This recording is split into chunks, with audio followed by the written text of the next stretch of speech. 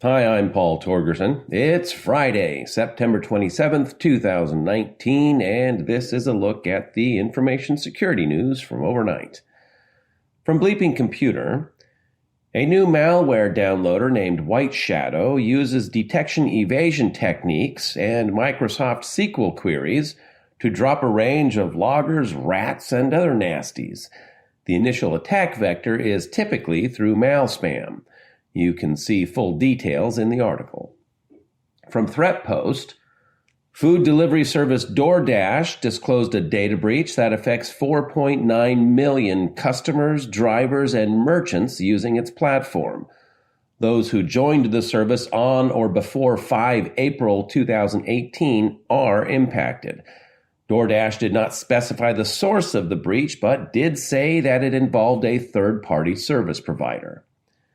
From Bleeping Computer, a new fileless malicious campaign dubbed NoderSock or Divergent drops its own living-off-the-land binaries or lolbins to infect Windows computers and turn the devices into zombies.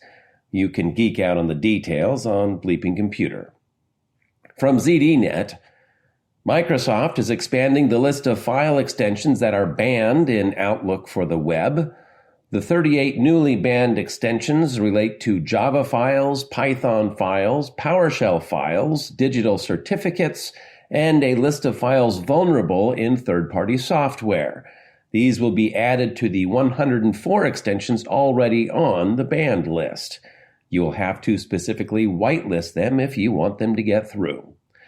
And last this week from SC Magazine, an estimated 16,000 WordPress websites are running the Rich Reviews plugin that is vulnerable to unauthenticated plugin option updates.